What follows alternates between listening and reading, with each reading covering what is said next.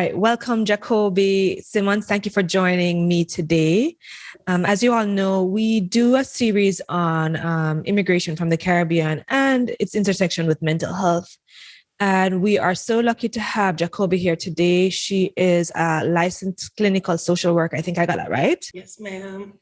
And she is from the U.S. Virgin Islands. So talk to us, Jacoby, about your journey to the continental United States. Yes. Thank you, Flavia. Thank you for the opportunity. Thank you so much. Yes, I am from the Virgin Islands. I grew up in St. Croix. All of my teachings were in St. Croix.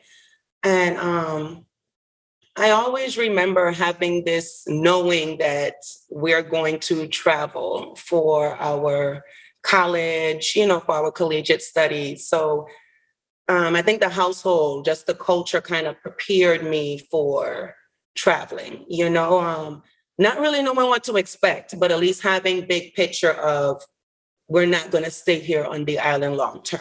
Even if you do travel abroad to come back home, give your service on the island.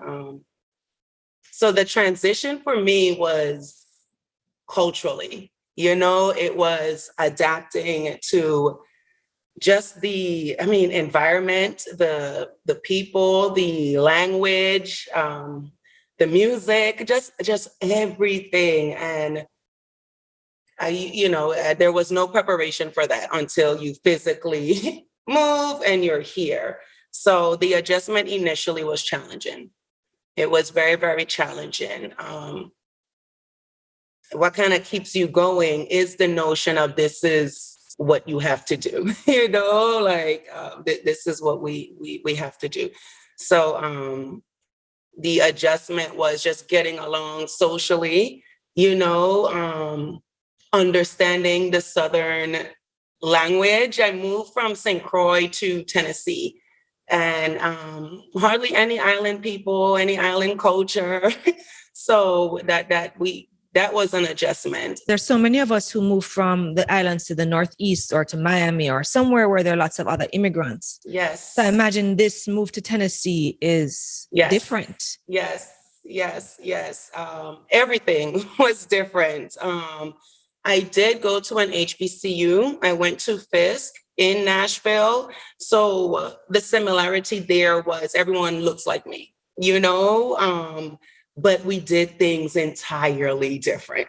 And so, the language was one. There was always this needing to repeat myself. And even me, I didn't understand what they were saying either. Like, I was like, what?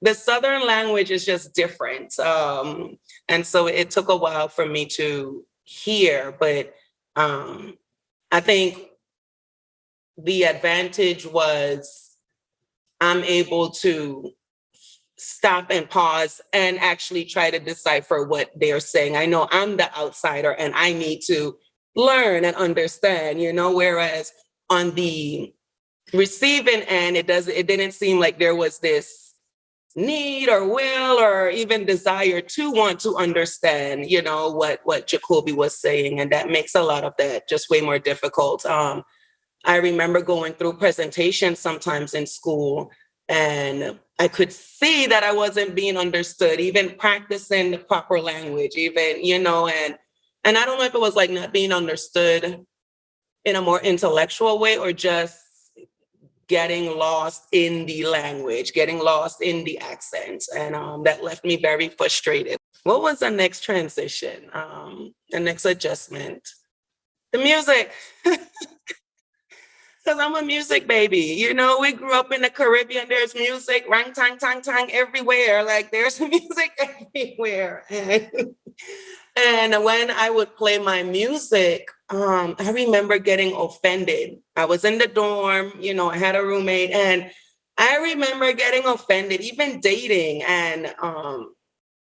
And the other, like others would be like, what's this rang tang tang? Like, what's this that you're listening to? Like, and I remember being offended. Like, we know your music, and of course it's popular music. So I get it. But then I didn't really have that, awareness. I got offended a lot because there wasn't this understanding of where I was from, but because we're kind of trained to go off to the mainland, and we are influenced by the mainland. Like, I had more of an understanding, and it wasn't the same way. And that was a big adjustment. The next time we're together, I would love to hear, especially from the perspective of somebody who has lived experience as a migrant, someone who is in the social work profession, on a mental health issue that is near and dear to your heart. Yes. So we're going to pause here and then pick up with that the next time around.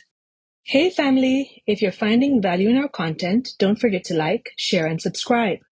Your support helps us reach more Caribbean immigrants who need guidance, encouragement, and a safe space to talk about mental health.